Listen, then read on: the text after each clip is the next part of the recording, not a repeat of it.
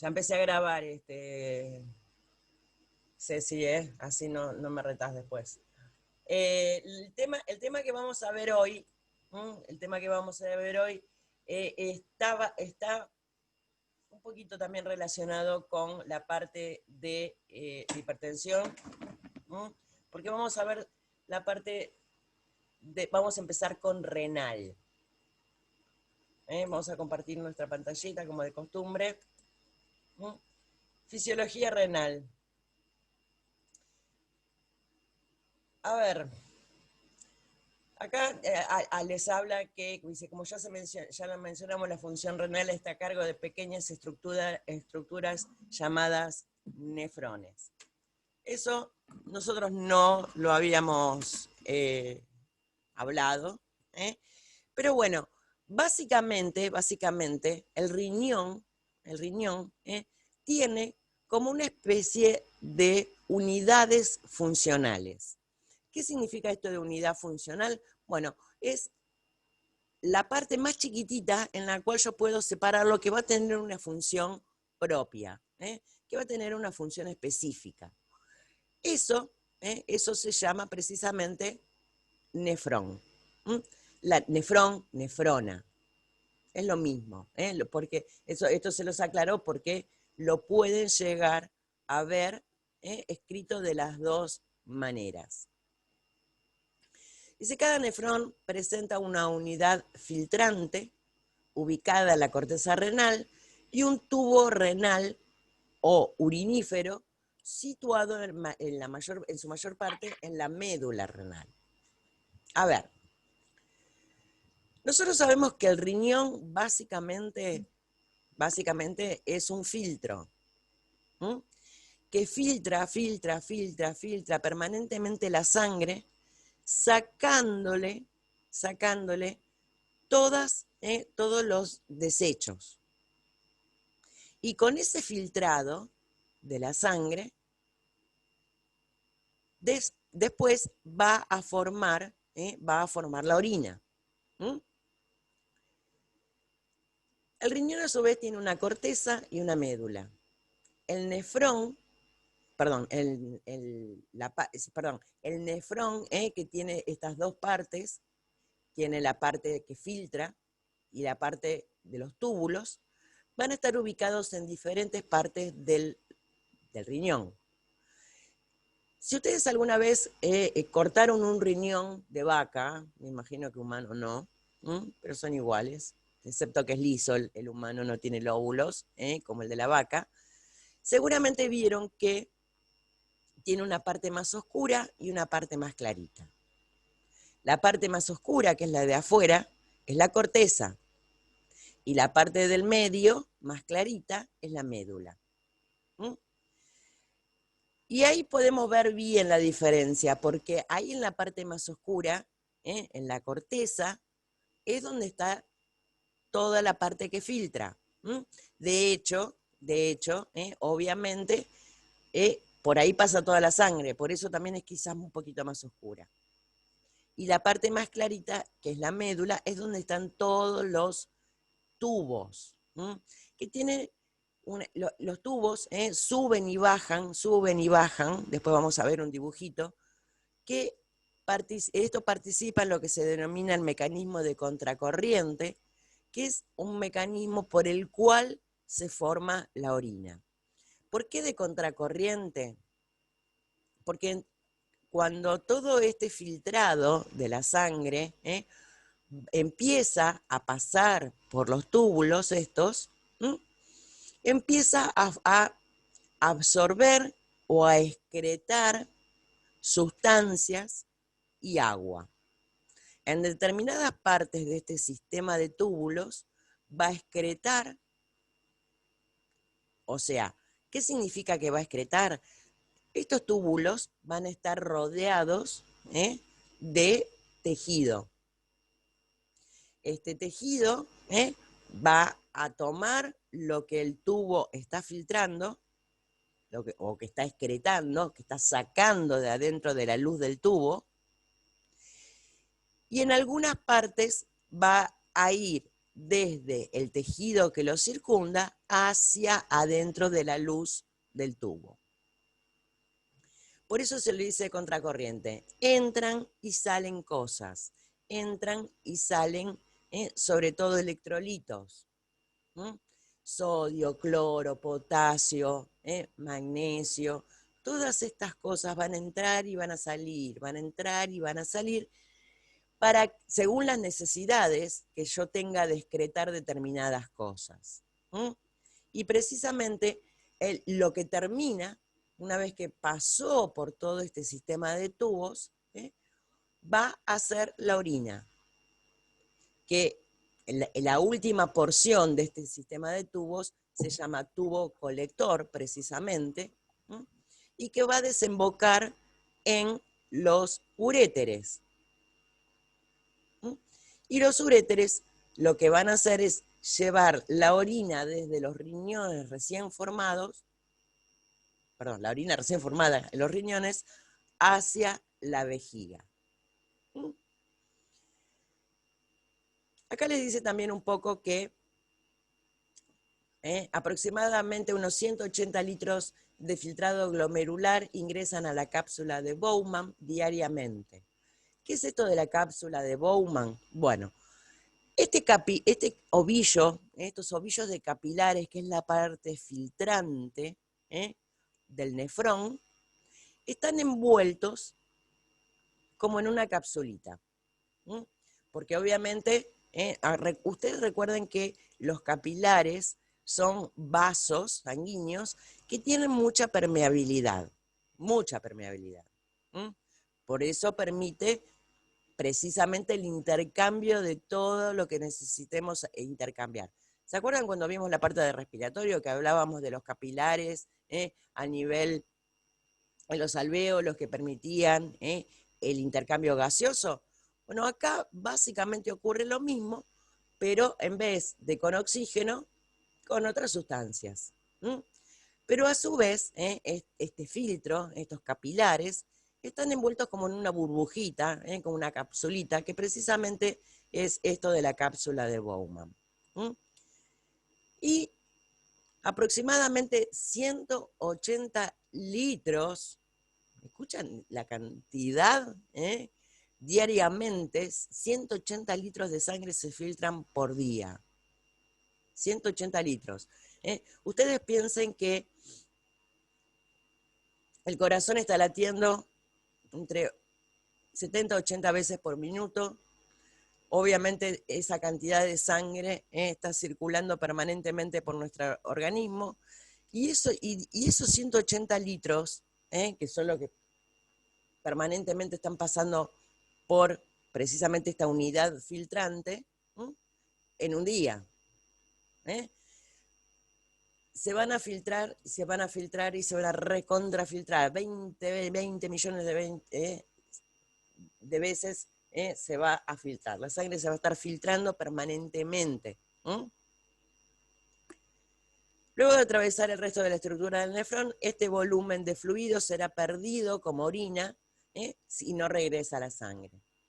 El volumen normal aproximado de orina diaria que se elabora es de 1,5 litros, de 1,5 litros. Pero esto es relativo. Ojo que es relativo. Si nosotros pensamos la cantidad de veces que vamos a hacer pipí, ya sabemos que 1,5 litros no hacemos. Depende de la cantidad de mate que tomemos, depende de la cantidad de cerveza que tomemos, depende de la cantidad de café que tomemos. Esto va a depender muchísimo de distintas circunstancias. O si mi riñón tiene... Sí, Marce. Encima la cerveza es diurética, así encima, el café también, por eso nombraba el café. Sí, el lúpulo que tiene la cerveza tiene un efecto diurético. Es más, muy bien lo que dijiste. Todo el mundo piensa que uno va a hacer mucho pis después de tomar cerveza por la cantidad que tomó. No, en realidad es por un efecto diurético exactamente que tiene el lúpulo, que es uno de los ingredientes con los que se hace la cerveza. El café también, el café tiene un efecto que al aumentar el flujo plasmático renal, o sea, al aumentar la cantidad de sangre que se está filtrando, o la cantidad de sangre que llega al riñón para que se filtre, también acelera el proceso y hace que se orine más. Ni hablar de precisamente los diuréticos, que era lo que estábamos hablando en ámbito para el tratamiento precisamente de la hipertensión. Después también les habla de que el riñón puede diluir o concentrar la orina de acuerdo a los mecanismos, a las necesidades del organismo, dependiendo precisamente de la ingesta de líquido y de las reservas de cada individuo. Obviamente una persona que estaba ahí medio como que perdiendo líquido por sudoración excesiva. Obviamente el riñón va a tratar de conservar un poco más de líquido porque no lo necesita. El organismo necesita ese líquido que está perdiendo por la transpiración. El riñón se ocupa de conservarlo. No siempre lo logra, pero sí, por lo menos lo intenta. Después de acá les habla de que la formación de la orina involucra 4 procesos. Acá tienen un esquema del sistema urinario, los riñones, los uréteres, vejiga y uretra.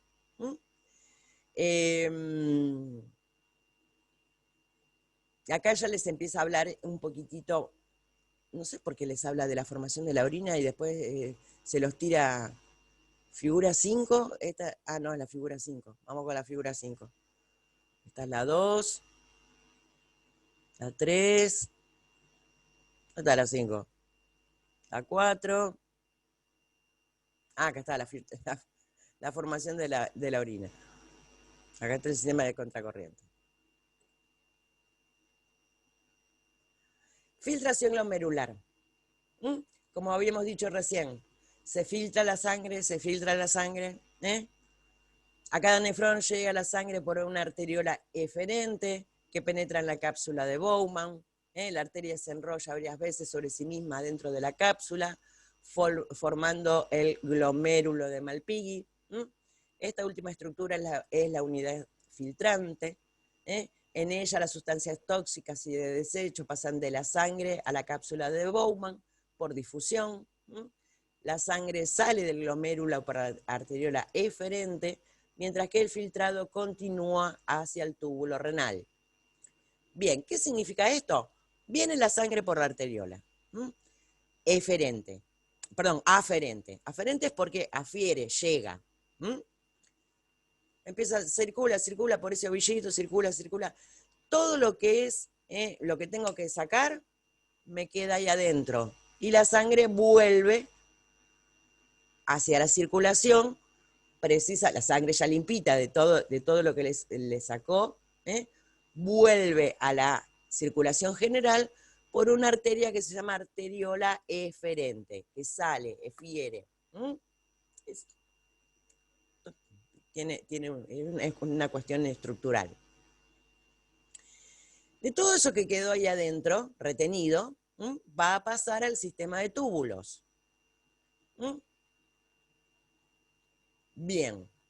Y acá es donde empieza precisamente la formación de la orina, con la resorción tubular. Ya se había filtrado todo lo que estaba, todos los desechos, y entre ellos también los fármacos, los metabolitos. ¿Se acuerdan cuando habíamos visto la parte de eliminación, de excreción de los fármacos? Bueno, entre otras cosas que se filtran de la sangre precisamente son los fármacos que después van a ser eliminados por orina.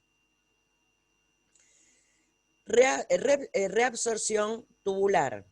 Dice, consiste en el regreso del agua y solutos desde el interior del túbulo renal hacia el plasma sanguíneo, presente en los capilares que rodean al mismo. Bien, ¿qué significa esto? Pero ¿cómo? Si ya lo habíamos filtrado, ya se estaba por ir. Pero, como decíamos hace un ratito, alrededor de todo este sistema de túbulos hay un tejido, están los vasos nutrientes, por decirlo de alguna manera, y algunas cosas, a veces agua, a veces algún electrolito, va a volver a entrar. ¿Por qué va a volver a entrar? Bueno, porque precisamente el cuerpo lo necesita. En ese primer filtrado, lo que salió y se quedó ahí adentro en el túbulo, precisamente se filtra de una manera gruesa, por decirlo de alguna manera. Primero hacemos es como si fueran distintos tipos de coladores, con coladores quizás más finitos, más gruesos, y van a empezar a hacer un juego de ida y venida, va y viene, va y viene, va y viene, según las necesidades del organismo. Y hay dos cosas que son importantes en esto. Todos los electrolitos van a pasar de un lado para el otro por ósmosis. El agua también. Van a ir de un lado al otro según de qué lado haya mayor o menor cantidad de precisamente este electrolito. ¿Se acuerdan lo que habíamos hablado muy al principio, que hablábamos de los sistemas de transporte, de lo que era la ósmosis, que iban del lugar de donde mayor concentración había al de menor concentración? Bueno, acá es uno de los lugares donde más se aplica esto. Van y vienen según de qué lado haya menos. Vamos a dar un ejemplo. Vamos a suponer que la sangre estaba muy cargada de sodio. Entonces, ¿a qué hizo? Como el túbulo renal había menor cantidad de sodio, todo ese sodio se fue para el túbulo. Pero resulta que yo necesito retener un poco de sodio porque si no me voy a quedar sin sodio. En ese momento en el plasma hay poco sodio. Entonces vuelve a entrar. Se van a ir haciendo como equilibrios. Para que no se excrete de una manera excesiva, ni tampoco se retenga de una manera excesiva, sobre todo estos electrolitos. No ocurre lo mismo con los fármacos. Los fármacos por su estructura, los metabolitos por su estructura, una vez que pasaron al túbulo ya se eliminan, ya está. No vuelven a entrar como si vuelven a entrar, o entrar y salir estos electrolitos. Con el agua ocurre exactamente lo mismo que con los electrolitos. Entran y salen, entran y salen, entran y salen. Por el otro lado, también en este filtrado de la sangre, también hay otras dos cosas que también se van a filtrar. Una son las proteínas y la glucosa. La glucosa es muy sencillo de que entre y salga. Ustedes piensen en el azúcar, que es muy fácil que se diluya en agua, y una vez que está diluida en agua, y como el agua va y viene fácilmente, el azúcar va a pasar tranquilamente. Pero ¿qué es lo que ocurre? Después vuelve a ingresar. Normalmente, en la orina no aparece azúcar, no aparece glucosa, excepto que la cantidad de azúcar que haya en esa sangre supere lo que se denomina el umbral de reabsorción. ¿Qué es este umbral de reabsorción? Significa que hay tanto de un lado que ya no me permite que vuelva. Entonces, vamos a ponerlo un poco más claro. Hay tanta azúcar adentro de la sangre que ya va a impedir que vuelva a ingresar porque ya tengo todos los cupos cubiertos. Entonces, va a quedar en la formación de la orina. Y después esa glucosa se va a excretar por orina. ¿En qué situaciones se les ocurre que puede ocurrir esto? ¿En qué patología? ¿Del diabético? Exactamente. Exactamente. En el diabético no compensado. Por eso siempre a cualquier persona que tenga diabetes se le hace permanentemente análisis de orina, precisamente para ver si está eliminando azúcar por la orina. La otra situación que les había nombrado también eran las proteínas. Las proteínas acá no es que pasan de un lado para el otro así tan tranquilamente por el tema del tamaño. Las proteínas tienen un tamaño un poquito bastante más grande que todos estos electrolitos, y para poder pasar de un lado a otro tienen que tener mecanismos, por decirlo de alguna manera, que la ayuden. Tienen que pasar por poros que son más grandes. Y acá también ocurre, en lo que en patologías. Cuando aparece proteína en orina, es porque alguna patología renal hay. Después investigará qué tan buena es o qué tan mala es, o qué tan mala. Si hay una patología siempre es mala, pero ya sabemos que hay grados, que es menos mala, un poquito más mala, pero bueno, básicamente eso. Bien, entonces nosotros habíamos visto que hay una filtración, una reabsorción, y después ya les empieza a hablar un poquitito de lo que es el sistema de contracorriente. Acá tienen un dibujo del sistema de contracorriente. Fíjense que está acá lo que es esto, ¿ven? La arteriola aferente, el ovillo, y la arteria entra la sangre, se filtra, sale por la arteriola eferente. Todo lo que se filtró pasa al sistema de túbulos. Fíjense que la estructura que baja y sube y vuelve a bajar, y esta estructura, esto se denomina asa de Henle, tiene una rama descendente, una rama ascendente, la rama gruesa, la rama fina.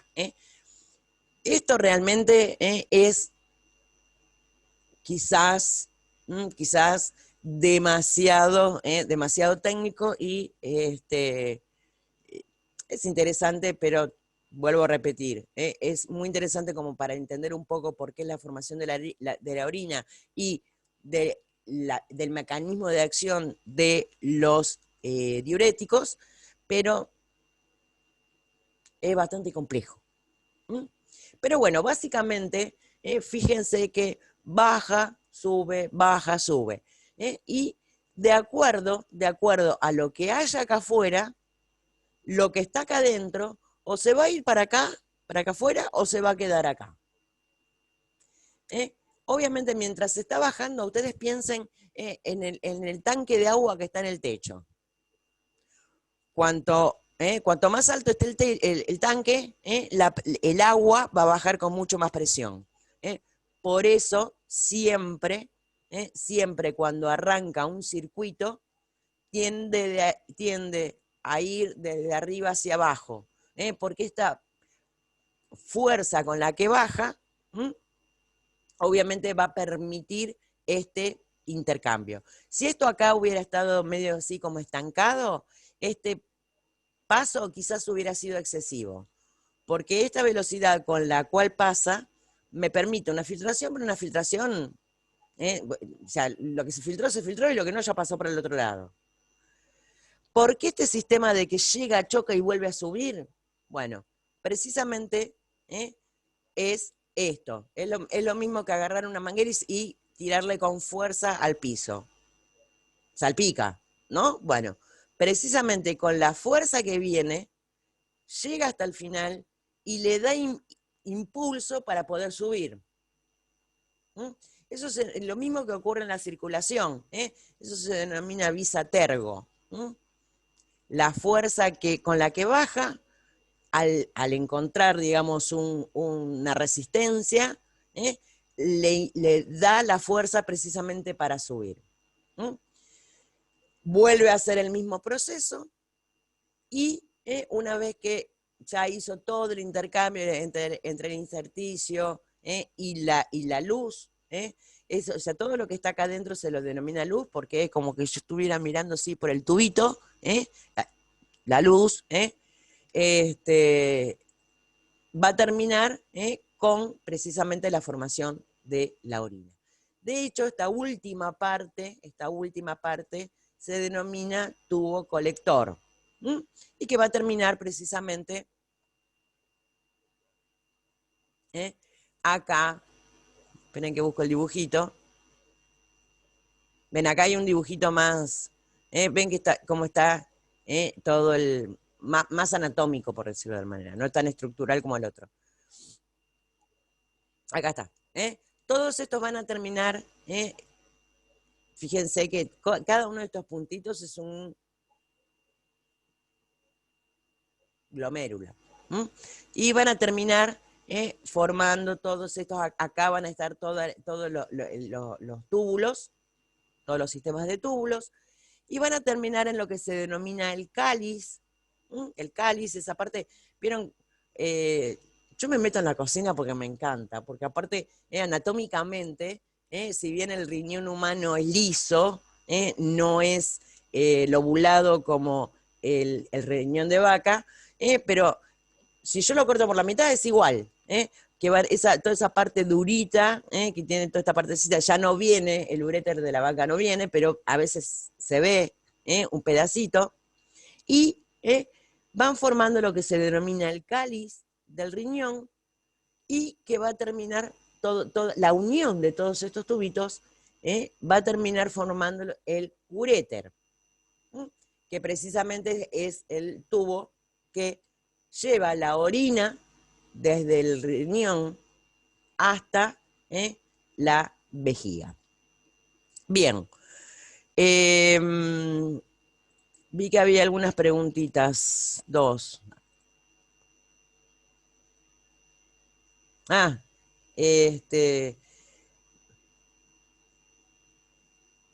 Bien, acá Steffi pregunta qué es lo que ocurre con la incontinencia. Cuando, en realidad no tiene que ver con un tema renal.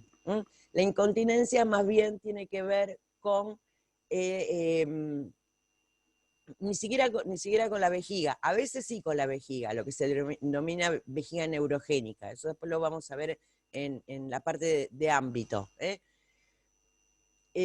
Más que nada puede ser, o vuelvo a repetir, o por vejiga neurogénica, que los nervios, digamos, que llegan a la vejiga es como que están dañados y ahí.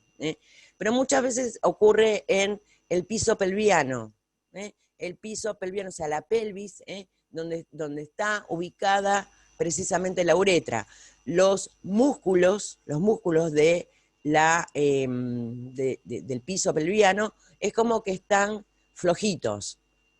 Y al estar flojitos no hacen la fuerza necesaria como para cerrar la uretra, la salida de la orina. De hecho, o sea, la sensación de vejiga llena es precisamente cuando la vejiga está llena, que es lo que despierta el deseo miccional, o sea, las ganas de hacer pis, y para poder hacer pis, lo que hay que hacer es relajar esa musculatura. Sí, Marce, ¿estabas preguntando algo? Sí, me surge una duda ahora, porque no me Sí, acuerdo. ¿Hay un esfínter? O sea, ¿tiene esfínter o son los músculos esfínter. del piso pélvico? Esfínter, pero Hay un esfínter. sí, el esfínter, pero los músculos también ayudan, Ah, sobre todo en la incontinencia urinaria, que muchas veces la incontinencia urinaria está relacionada con los partos. O sea, imagínense que la uretra femenina está ahí muy cerquita de la vagina, está prácticamente ahí al costadito, y obviamente hace que se vaya estos músculos. Después se puede volver atrás. A ver, Antonella, en el caso de tener los riñones en herradura, ¿causa algún problema? Ni. El riñón en herradura, o sea, en el periodo de formación del bebé, los riñones es como que se forman a partir de lo mismo. Después se terminan separando de un lado y del otro. En el riñón en herradura es como que una falla, digamos, en la separación, o que se fusionaron, y no. La realidad es que funcionalmente el riñón en herradura no tiene por qué tener alguna falla funcional. ¿Por qué dije que ni? Porque en el supuesto caso de que haya una falla renal, se saca un riñón y el otro riñón toma la función, o sea, se puede vivir con un solo riñón. Pero en el caso del riñón en herradura, donde obviamente hay que sacar el riñón porque está fallando, y muchas vueltas no voy a tener, tengo un solo riñón, que sea grande, básicamente por eso.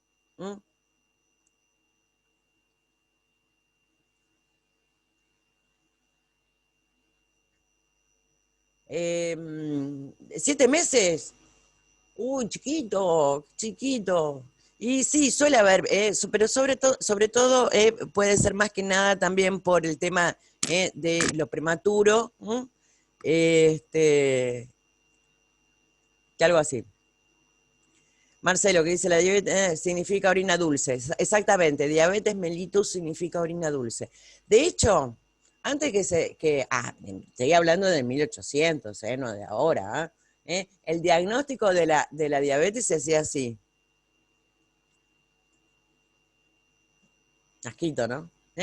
Precisamente probando la orina. Por eso la diabetes insípida también. Exactamente. La diferencia entre lo que es la diabetes mellitus y la diabetes insípida. De eso ya vamos a hablar acá en la parte de renal, porque la verdad es interesante. Bueno, como les dije, ya llegó Natalia. Chicos, termina de descargarse el video, se los comparto y les comparto en el grupo la formación de los grupos. Nos vemos el jueves. Gracias, profe. Nos vemos el Profe. jueves. Chau, chau.